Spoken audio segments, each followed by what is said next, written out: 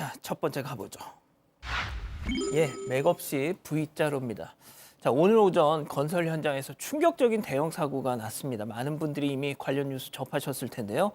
자, 일단 자세한 내용 좀 전해주시죠. 네, 오늘 오전 9시 49분쯤 서울 세종대 고속도로 천안에서 안성 구간 천용청교 건설 현장에서 교각에 올려놓았던 상판 4개가 떨어지는 사고가 일어났습니다. 이 사고로 상부에서 작업 중이던 근로자 10명이 바닥으로 추락했는데요. 사망자는 총 4명, 부상자는 6명으로 모두 40대 후반에서 60대 중반이고 한국인 7명, 중국인 3명으로 파악됐습니다. 또 부상자 6명 중 5명이 중상, 1명이 경상을 입은 걸로 확인됐습니다. 당시 사고 현장을 지나던 목격자는 대포 터진 소리가 들려서 뒤를 돌아봤는데 사고가 나 있었다고 전했는데요. 소방당국은 크레인을 통해 상판을 거치하던 중 사고가 발생했다고 밝혔습니다. 이 상행선에는 이미 상판이 설치된 상태였고 하행선의 설치를 위한 준비 작업이 이루어지고 있었는데 이때 갑자기 붕괴 사고가 일어났다는 건데요. 소방당국은 고정이 안 돼 있었던 점에 미뤄봐서 설치 중에 사고가 난 걸로 추정된다고 전했습니다. 자, 지역 주민들 인터뷰를 보니까 저 밑을 지나다닐 때 왠지 좀 불안했다 이런 말씀도 하시던데, 자, 양 변호사님, 그 시공사에서도 입장이 나왔다면서요? 네, 그렇습니다. 현대 엔지니어링이 시공을 맡았고요. 공식 입장을 내놨습니다. 생명을 잃은 분들 그리고 부상을 입은 분들께 진심으로 사과를 드린다라는 그런 입장과 함께 필요한 조치 노력을 다 하겠다라고 했습니다. 경기 남부경찰청이 관할이고요. 전담 수사팀을 꾸려서 사건 원인을 파악할 예정입니다. 지금 안성시에서도 대책 부분 설치해서 지원이 필요한 사람들에게 지원을 하겠다라고 입장 밝혔습니다. 아, 예, 정말 안타깝습니다. 좋습니다. 예, 다음 이어가죠. 자, 공포의 출근길입니다. 자, 눈도 비도 오지 않았는데 시내 한복판에서 물난리가. 자, 충격적인 장면 제보로 만나보시죠. 자, 이곳은 워터파크 같은 도로 위 물줄기가 저렇게 콸콸콸콸 쏟아지고 있습니다. 자, 차들이 물 웅덩이 위를 저렇게 엉금엉금 천천히 주행하는데요. 자, 이때 거대한 물줄기가 버스를 팍 덮치더니 그 수압을 못 이겨가지고 버스 문이 활짝 열렸습니다. 그 틈으로 물이 콸콸콸콸콸콸. 장마철에나 볼 수 있던 버스 안 물난리가 한겨울에, 예, 박 변호사님, 예. 이게 오늘 벌어진 일이라면 믿으실 수 있겠습니까? 예, 그렇지만 오늘 벌어진 일이고요. 오늘 6시 반, 새벽에 6시 20분경 수원에서 있었던 일입니다. 버스가 지금 이동하고 있는데 물줄기가 계속 있는데 버스 이동 경로상에 이 물줄기가 있기 때문에 피해가기 좀 어려웠고요. 그래서 버스 기사가 창문 꼭 닫아라 이렇게 요청을 했는데 수압을 견디지 못하고 문이 열리면서 물이 도로든 모습 됐습니다. 사실 알고 보니까 수원시에서 공사를 하다가 침수 해소 사업 공사입니다. 예. 이거 하다가 상수도 배관을 좀 건드렸는 것 같습니다. 일부가 파열되면서 사고가 발생했는데 결국은 저런 사고까지 연결이 됐고 이 지역의 일시적 단수로 주민과 상인들이 큰 불편을 입었다고 합니다. 아유, 그렇군요. 한겨울에 이게 웬 난리야. 좋습니다. 자, 다음 이어가죠. 치밀한 계획입니다. 자, 만화 카페에 수상한 손님이 왔다는 제보 영상으로 만나보시죠. 자, 커다란 가방을 든 여성이 만화 카페로 입장. 자, 들어갑니다. 자, 들어가서 신발장에 신발을 넣고 열쇠를 챙기더니, 자, 그런데 그 옆칸 열쇠도 같이 쓱 저렇게 챙깁니다. 자, 카운터로 가가지고요. 예, 지금 카운터로 가서 음료를 받고, 자, 구석진 자리에 저렇게 쓱 들어가가지고요. 커튼을 촥 칩니다. 자, 그리고 잠시 후 방에서 다시 나와요. 그런데 잘 보세요. 패딩 한쪽에, 블록 좀 튀어나온 게 어째 좀 저거 뭘까? 자, 그러더니 엉금엉금 가가지고, 사장님, 여기 담배 어디서 피워요? 막 그래. 자, 그러니까 사장님이 1층으로 가시면 됩니다. 자, 여성 다시 신발장 쪽으로 가더니, 자, 패딩 안쪽으로 쑥 신발을 숨겼어. 그리고는 반대편은 총총. 자, 그러더니 실내화를 외출용 슬리퍼로 갈아 신고 나갑니다. 자, 엘리베이터 타고 1층으로 가는 줄 알았는데 아직 안 갔지롱. 다시 나오더니 가게 쪽 눈치를 딱 보더니 저 여성 슬리퍼를 위에다 올려놓고는 그대로 가버립니다. 자, 지금부터 뭐 설명을 제대로 다시 드릴 텐데 정말 저 잔머리로 공부를 했으면 뭐가 돼도 됐을 것 같은데. 네, 제보자는 대전 대덕구에서 만화 카페를 운영하고 있습니다. 이곳은 손님이 신발장에 신발을 넣고 열쇠는 사장에게 맡기고 카페를 이용한 후에 후불 결제를 하고 신발장 열쇠를 되돌려 받는 방식이라고 하는데요.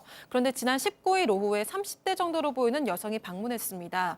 이 제보자에게 자신의 신발이 있는 신발장 열쇠가 아니라 빈 신발장 열쇠를 줬다고 하는데요. 그리고는 3시간 이용권을 끊고 1시간 조금 넘게 있다가 흡연하러 가는 척 도주했다고 합니다.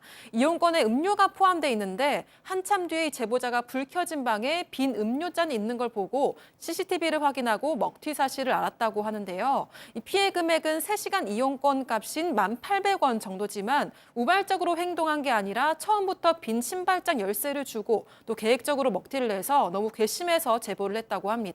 제보자는 곧 경찰에 신고할 예정이라면서 상습적인 것 같은데 주변 업주들이 피해를 당하지 않길 바란다고 전했습니다. 아유, 저 외투 안에다가 가방 숨겨놓고 나오는 거 보세요.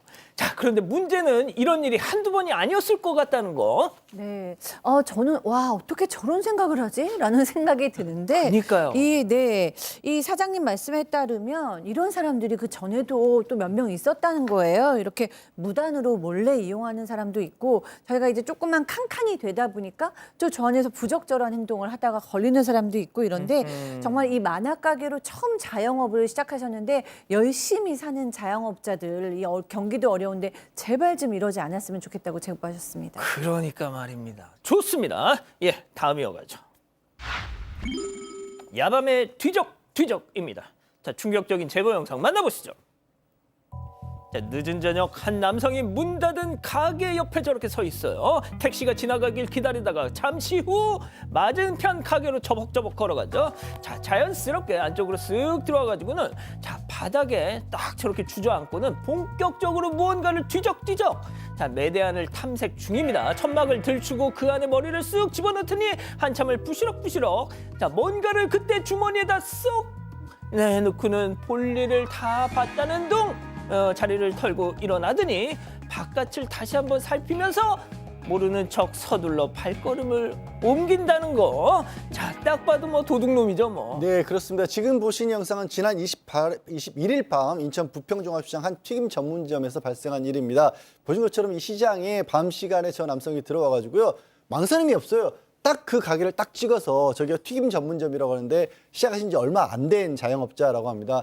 거기 들어와서 바로 이 돈통을 뒤져가지고 동전은 놔두고 지폐만 쏙 빼가서 지폐만 10만 원가량 훔쳐갔는데 말씀드린 것처럼 망설임이 없는 게 목표도 분명했고요. 계획도 막 세우는 것 같지 않습니까? 그래서 경찰에 신고를 했고 이미 신원 파악까지는 했다라고 하는데 주거지는 현재 불분명한 상태라고 합니다.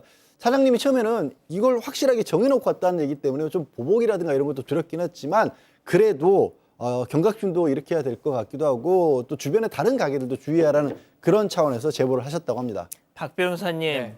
저 와중에 또 동전은 안 가지고 지폐만 챙겼어. 뭐 그걸 잘했다고 할 수는 없지만 아마 처음부터 계획적으로 딱딱딱 지폐만 챙기고 큰 거만 챙기고 작은 거는 혹시나 잘못하면 나중에 문제가 될 수 있는 걸림돌이 될 수 있으니까 그런 것 같거든요. 아, 도둑놈한테 이런 얘기하기 그렇지만 얌체입니다. 얌체. 그러니까요. 얌체 도둑놈. 좋습니다. 자, 마지막 사연으로 가볼게요. 아들아, 눈치 챙겨. 자, 집단 지성의 판단을 받아보고 싶으시다면서 제보해 주신 사연 함께 들어보시죠. 안녕하세요. 눈치 없는 아들 때문에 속상한 60대 여성입니다. 제게는 하나뿐인 아들이 있어요. 그런 아들이 동갑내기인 며느리를 처음 만나자마자 첫눈에 반했대요. 싫다는 며느리에게 간이고 쓸개고 다 빼줄 것처럼 매달린 끝에 6개월 전에 결혼에 성공했습니다. 그래서 결혼 전부터 지금까지 며느리가 주도권을 완전히 잡고 있는데요. 심지어 신혼집도 저희 집과 차로 1시간 거리, 친정과는 차로 5분 거리에 구했습니다. 내심 속이 터졌지만 내색하지는 않았어요. 그런데 하루는 아들 부부랑 외식을 하는데 눈치 없는 아들의 폭탄 발언 때문에 깜짝 놀랐습니다. 어제 장모님이 우리 없을 때 반찬을 놔두고 가셨더라고 이러는 거예요. 알고 보니까 사돈댁이 아들 부부네 집 비밀번호를 알고 있어서 그동안 수시로 들락날락했던 거예요. 그런데 저는 비밀번호를 모르거든요. 가끔 아들 부모네 동네에 가도 밖에서만 만나고 이렇게 잠깐 들렀다 가실래요? 이렇게 물어보지도 않고 저를 보냈습니다. 먼저 저를 초대한 적도 없었어요. 이 사돈댁은 아들 부부네 집에 가면 알아서 비밀번호 누르고 편하게 드나드는데 저만 모른다는 생각에 너무 서운하더라고요. 말 실수를 했다는 걸 모르는 건지 기분을 살피지도 않는 아들이 너무 야속했습니다. 하지만 차마 나도 비밀번호 알려달라고 할 수가 없어서 속으로만 알았는데요. 아니 저한테만 집 비밀번호를 안 알려주는데 이거 너무한 거 아닌가요? 아, 그렇군요. 자, 기다리고 기다리셨던 부처 핸즈업타임 유튜브 JTBC 뉴스 채널 사건반장 독립 채널에서 7천여 분의 우리 가족 여러분들 함께하고 계신데요. 채팅창에 OX로 함께 참여해보시죠. 먼저 아들입니다. 아이고 참말로 엄마 박상희 여사님, 누가 들으면 나 완전 후레자식인 줄 알겠어. 엄마가 나한테 아들 엄마도 현관 비밀번호 하면 아무렴 내가 안 알려주겠냐? 아유 참 별소리 다 하고 있어. 그리고 그게 뭔 자존심 문제야. 하여간 괜히 혼자 상상하고 혼자 상처받고 괜히 우리 다혜한테 뭐라고 하지 마. 동그라미. 자, 어머니 얘기 들어보세요. 사연자 어머니입니다. 그래, 말 나온 김에 다 까보자. 지열이 이놈의 자식아. 지 애미가 행여 마누라한테 시집살이라도 시킬까봐 눈에 불을 켜고 그냥 아주 애미를 감시하지 아주 그냥 어떻게 된 게 엄마 아빠한테 지그집 한번 오란 말도 않고 다애 그것이 불려시인지 너가 덜 떨어진 건지 몰라도 내가 널 낳고 미역국을 먹은 거 아주 그냥 다시 개워내고 싶다 이놈아. 아주 X. 그렇습니다, 교수님. 네. 이건 서운하죠. 정말 그러니까. 아들, 네, 하나밖에 없는 아들 나도 정말. 저도 열받더라니까요. 그렇죠. 네. 사실 저도 아들밖에 없어서 생각만 해도 네. 사심이 지금 네, 사심이 네, 들어갔어요. 지금 감정이 실렸어. 감정이 이입이 돼요. 되게 객관적으로 얘기해 주세요. 객관적으로. 굉장히 객관적이기도 해요.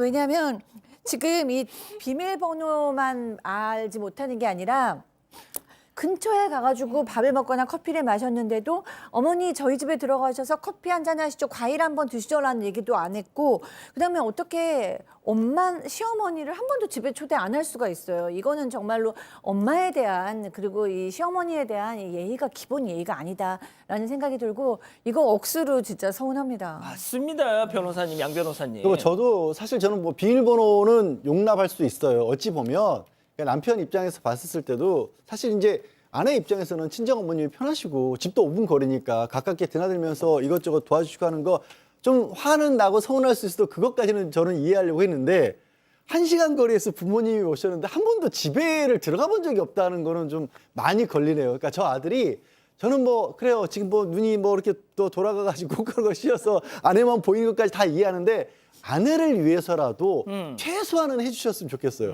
아니 한 번 정도는 식사 준비가 불편하면 와서 집 구경도 안 시켜줬다는 거예요? 야, 저는 아들은 어찌면 너무하네. 없기 다행이네, 아들 없기. 자, 그러면은 두 분한테 따로 여쭐게요. 이거는 지열이가 바보다, 다혜가 불려시다. 어떤 거? 지열이가 바보죠. 지열이가 바보다. 진짜. 지열이가 다혜도 바보예요. 살짝 불려시긴 한데 결정적으로는 지열이가 바보다. 그러니까 중간에서 위치를 잘 차지해줘야, 처리를 해줘야 나중에 다혜하고 어머니 사이도 좋아져요. 진짜. 저렇게 일방적으로 해버리면 나중에 어머니하고 사이도 안 좋아져요. 자, 박 변호사님. 자, 저는 기본적으로 비밀번호를 좀 알려고 하는 게 지금 목적이잖아요. 그 부분이 좀 잘못됐다고 봐요. 이제 사돈 쪽에서 어떻게 알고 갔는지는 알 길은 없지만 어쨌든 사돈도 아니까 나도 좀 알아야 되겠다. 이렇게 좀 생각하시는 것 같거든요. 굳이 비밀번호 눌러서 뚜뚜뚜 누르고 자고 있는데 그러고 싶습니까? 이건 알 필요 없는 거라고 저는 생각이 들고, 다만 이제 얘기했던 것 중에 이제 집에 초대하는 거는 이제 차차 초대를 하겠죠. 저는 그런 부분을 잘했다고 말하기는 어렵지만. 아들 키워봐야 소용이 하나도 없다니까. 전 딸도 키우고 있고요. 자, 그런 상황에서 딸도 있잖아. 네, 비밀번호를 지금 꼭 알고 싶어서 일하는 부분은 바람직해 보이지는 않습니다. 자녀들 또 살고 있는 사생활도 있는 거니까요. 네. 그러면은 장모님은? 장모님은 어떻게 알았든지 모르겠지만 그거는 또 다른 문제인 알려줬으니까 알았겠지. 거죠. 그럼 물어보든지요, 그러면. 근데 지금 비밀번호를 알고 싶은 게 핵심이 아니에요. 소외된 느낌, 외로운 느낌, 빼앗긴 느낌이 내 얘기가 이거지. 그거야. 자, 백다희 아나운서. 아니 사실 저라도 서운할 것 같고, 그리고 이제 초대를 한 번도 안 한 게 저도 진짜 무례한 거라고 생각을 했거든요. 근데 비밀번호는 근처에 살아도 모르는 게 맞다고 생각을 해요. 그리고 저는 사실 이 며느리가 친정엄마한테도 비밀번호를 알려준 게 사실 좀 이해가 안 갔습니다. 네. 그만큼요. 뭐 하실 말씀 비밀번호는 있으세요? 사는 사람들만 아는 게 어. 가장 바람직하다고 생각을 아니 합니다. 근데 왜 자기 친정엄마한테는 왜 알려줬어? 그러니까 저도 그게 이해 못 하겠어요. 저는 뭐 개인적으로. 갖다 준다니까 네. 알려줬겠죠. 바꾸면 되죠. 뭐. 네. 알겠습니다. 자, 우리 가족 여러분은요? 네, 헝겊인형님 섭섭하긴 하겠다라고 하셨고요. 크크님은 같이 알려줘야지라고 하셨습니다. 그리고 그림자님은 어머니 그냥 냅두세요라고 하셨습니다. 좋습니다.